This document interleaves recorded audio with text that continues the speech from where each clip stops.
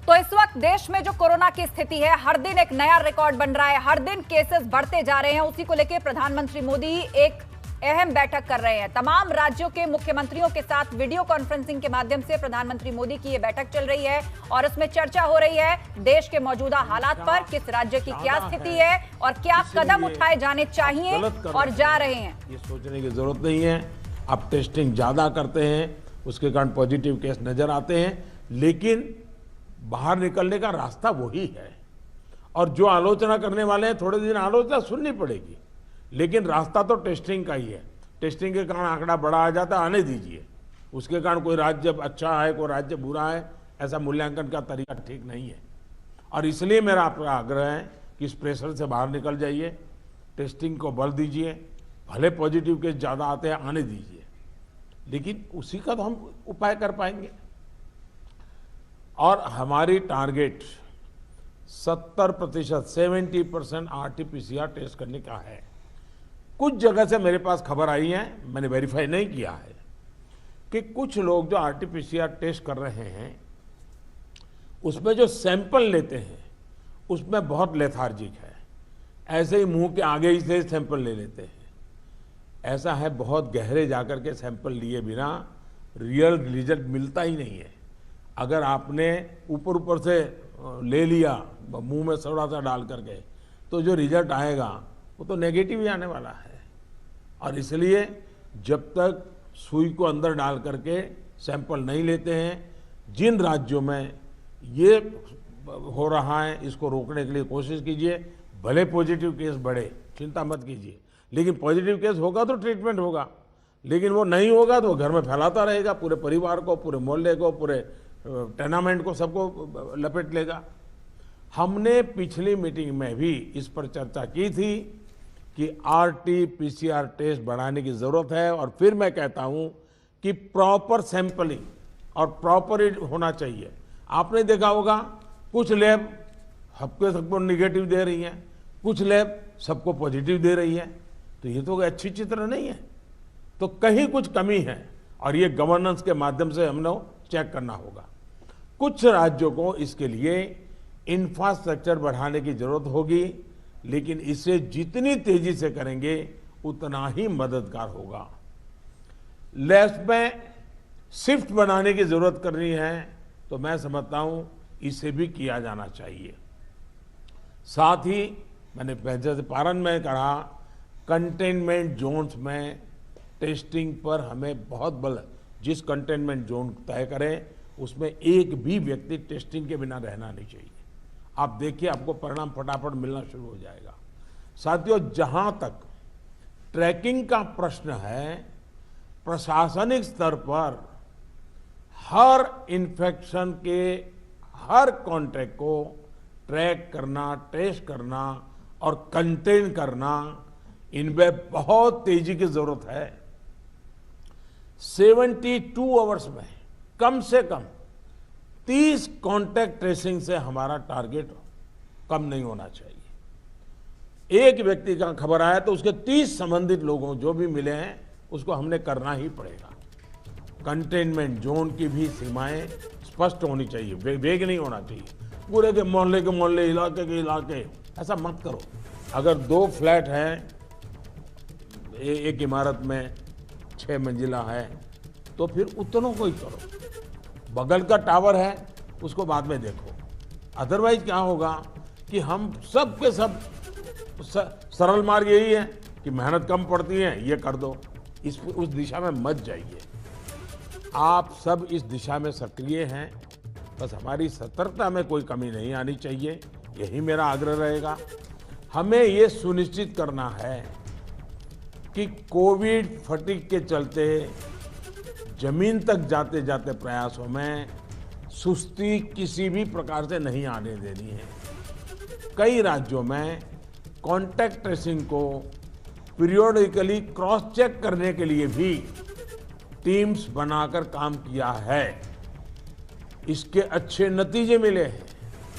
हम सबको ये भी अनुभव है कि जहां कंटेनमेंट जोन में हेल्थ मिनिस्ट्री की SOPs का, और मैं मानता हूं ये SOP बड़े अनुभव से तैयार हुई है और समय समय पर उसको अपग्रेड किया गया है, उस एसओपी का प्रभावी पालन हो रहा है, वहां बहुत अच्छी सफलता मिल रही है। इसलिए मेरा ये सुझाव जरूर होगा कि इस और विशेष ध्यान दिया जाए। साथियों, हमने चर्चाओं के दौरान अभी मोर्टालिटी रेट पर चिंता जताई। ये कम से कम रहे, इन पर भी हमें बहुत जोर देना है। और उसका मूल कारण यही है कि वो रूटीन लाइफ जीता है, मामूली बीमारी ऐसा मान लेता है, पूरे परिवार में फैला देता है और फिर एक स्थिति बिगड़ने के बाद अस्पताल तक आता है, फिर टेस्टिंग होता है और तब चीज़ें हमारे हाथ से निकल जाती है। हमारे पास हर हॉस्पिटल में डेथ एनालिसिस की जानकारी होनी चाहिए। किस स्टेज में बीमारी का पता चला, कब एडमिशन हुआ, मरीज को कौन कौन सी बीमारियां थी, मृत्यु के पीछे अन्य क्या फैक्टर्स रहे। ये डाटा जितना कॉम्प्रिहेंसिव होगा, हमें उतने ही जीवन बचाने में बहुत आसानी होगी। साथियों, मैं आपकी भी जानकारी में है कि एम्स दिल्ली हर मंगलवार और शुक्रवार को इस विषय पर वेबिनार आयोजित करते हैं और देश भर के डॉक्टर्स उनसे जुड़ते हैं। ये लगातार होते रहना चाहिए। सभी राज्यों के अस्पताल इनसे जुड़ते रहें। जो नेशनल क्लिनिकल मैनेजमेंट प्रोटोकॉल चल रहा है, उनकी जानकारी सबको रहे, ये भी जरूरी है। और ये लगातार कम्युनिकेशन की व्यवस्था है। जो मेडिकल फैकल्टी के लोग हैं, उनको उन्हीं की भाषा में उन्हीं को लोग समझाएं, इसका प्रबंध है, इसका लाभ लेना चाहिए। इसी तरह एम्बुलेंसेस, वेंटिलेटर्स और ऑक्सीजन अवेलेबिलिटी की भी लगातार समीक्षा आवश्यक है। अभी तक जब पिछली बार हम पीक में थे, आज भी देश में उतना ऑक्सीजन का उपयोग नहीं हो रहा है और इसलिए एक बार एनालिसिस कर लें हम चीज़ों का, रिपोर्ट को जरा वेरीफाई कर लें हम। साथियों, एक दिन में हम 40 लाख वैक्सीनेशन के आंकड़े को भी पार कर चुके हैं।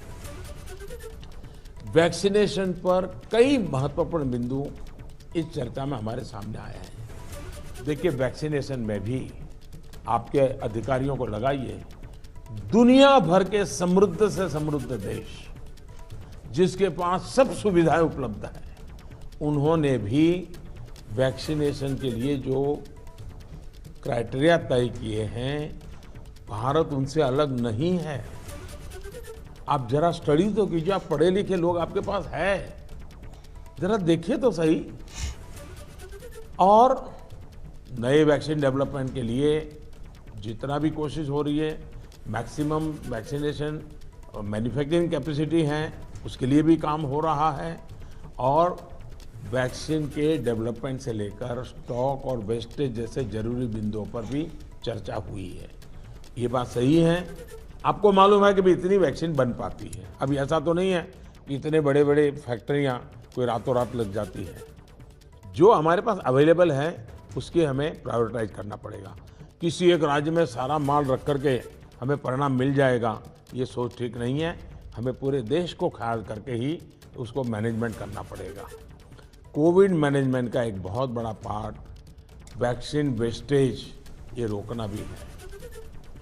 साथियों, वैक्सीन को लेकर राज्य सरकारों की सलाह, सुझाव और सहमति ने से ही देशव्यापी रणनीति बनी है। मेरा आप सभी से आग्रह होगा कि हाई फोकस्ड डिस्ट्रिक्शन जो हैं, उनमें 45 साल के ऊपर 100% वैक्सीन के लिए लगातार प्रयास कीजिए। एक बार एक तो अचीव करके देखिए।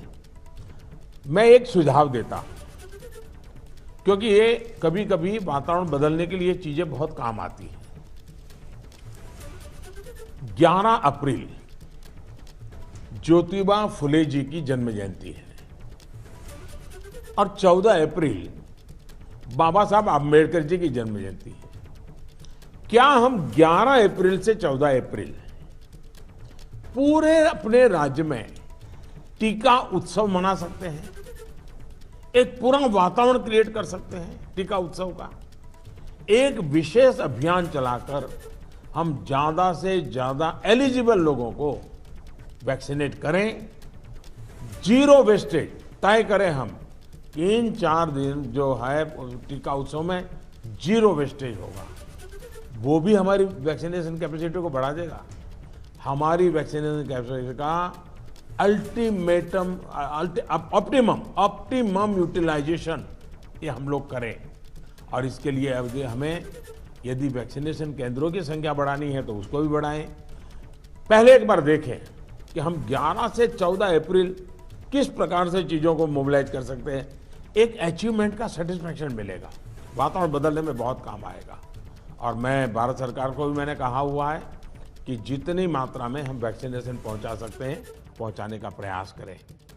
हमारा प्रयास यही होना चाहिए कि इस टीका उत्सव में हम ज़्यादा से ज़्यादा लोगों को वैक्सीनेट करें, और वो भी एलिजिबल वर्ग को। मैं देश के युवाओं से भी आग्रह करूंगा कि आप अपने आसपास के भी 45 साल के ऊपर के जो लोग हैं उनको वैक्सीन लगाने के लिए मदद करिए। मेरी नौजवानों से विशेष अपील है, आप हेल्दी हैं, सामर्थ्यवान हैं, आप बहुत कुछ कर सकते हैं, लेकिन अगर मेरा देश का नौजवान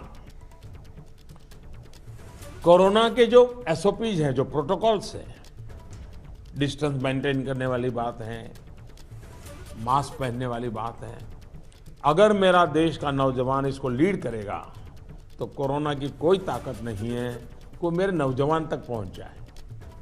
हम पहले इस प्रिकॉशन को नौजवानों पर बल दें। नौजवानों को वैक्सीन के लिए जितना हम मजबूर करना चाहते हैं उससे ज़्यादा उसको प्रोटोकॉल के लिए प्रेरित करें। अगर हमारा नौजवान इसको बीड़ा उठा लेगा, खुद भी प्रोटोकॉल का पालन करेगा, औरों से भी करवाएगा, तो आप देखिए वही स्थिति जैसे हम एक बार पीक पर जाकर के नीचे आए थे, दोबारा हम आ सकते हैं। इस विश्वास के साथ हम आगे चल सकते हैं। सरकार ने एक डिजिटल व्यवस्था बनाई है जिससे लोगों को वैक्सीन में मदद मिल रही है, और बहुत अच्छा अनुभव सब लोग लिखते भी हैं कि भाई मुझे बहुत अच्छा अनुभव रहा।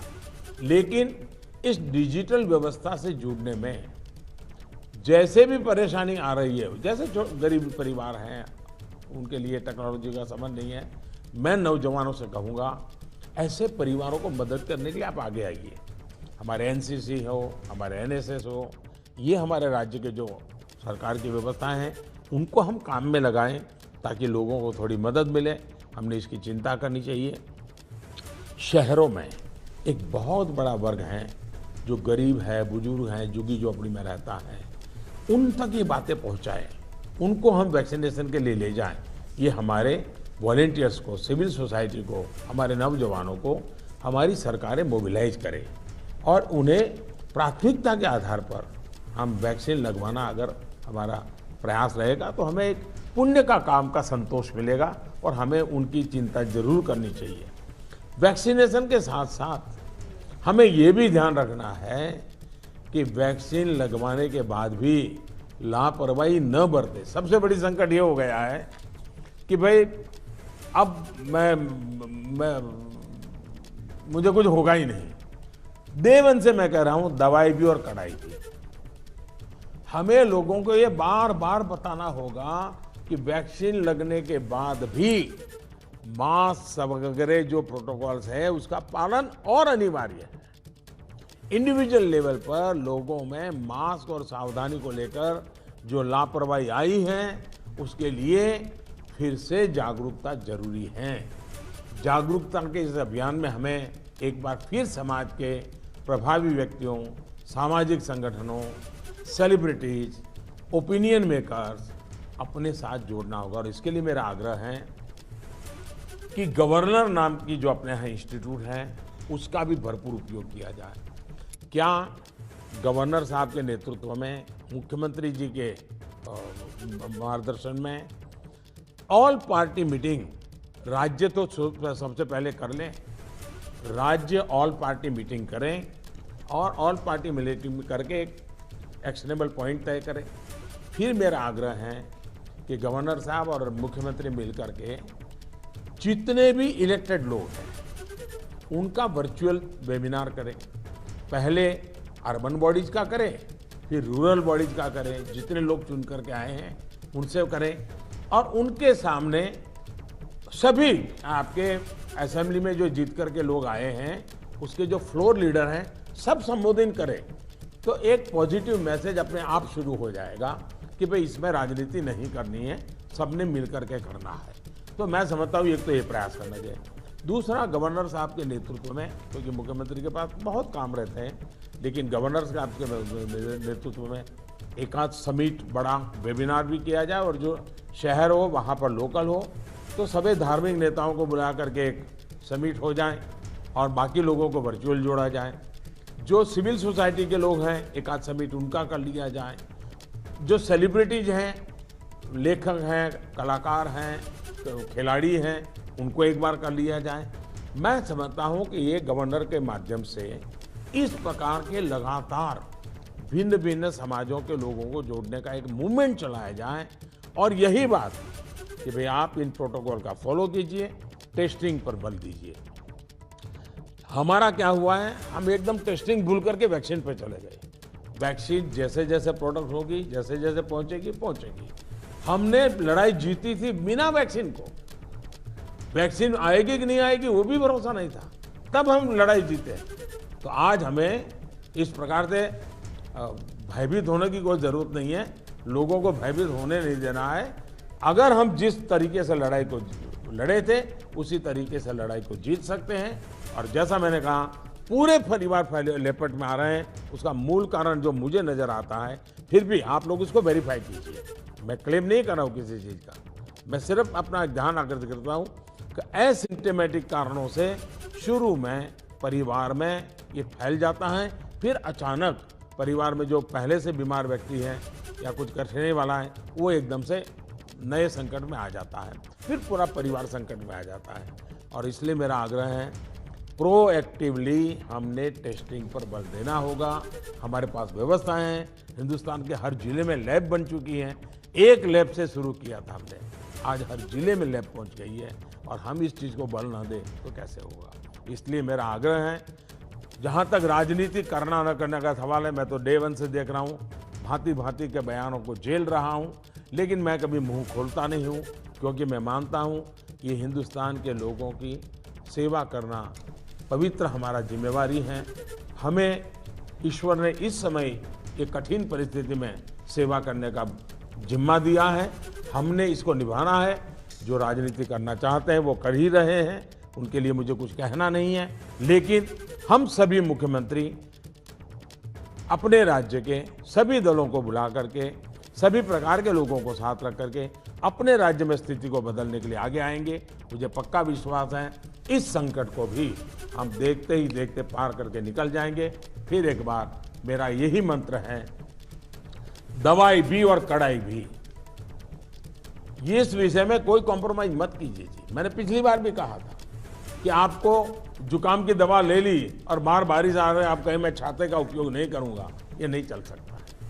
आपको अगर जुकाम हुआ है, दवाई ली है, ठीक हुए हैं, तो भी अगर बारिश आ रही है तो आपको छाता रखना ही पड़ेगा, रेनकोट पहनना ही पड़ेगा। वैसा ही ये कोरोना एक ऐसी बीमारी है, जैसे हर प्रोटोकॉल में फॉलो करते हैं, इसको भी करना पड़ेगा। और मैं ये कहूँगा कि जैसे हमने पिछली बार कोरोना को नियंत्रित किया था, वैसे ही हम इस बार भी कर लेंगे। मेरा पक्का विश्वास है और मेरा आप पर भरोसा है। आप अगर इनिशिएटिव लेंगे, चिंता करेंगे और फोकस टेस्टिंग पे कीजिए। वैक्सीनेशन की व्यवस्था एक लंबे कालखंड के लिए है, जो निरंतर चलानी होगी, वो चलाते रहेंगे। आज बल हम इस पर दें, और जो एक टीका उत्सव एक ब्रेक थ्रू करने के लिए तय किया है, उस टीका उत्सव पर हम एक नई सफलता प्राप्त करें। एक नया विश्वास पैदा करने के लिए एक छोटा सा अवसर काम आ सकता है। मैं फिर एक बार आपके सुझावों की प्रतीक्षा करूंगा। बहुत बहुत धन्यवाद।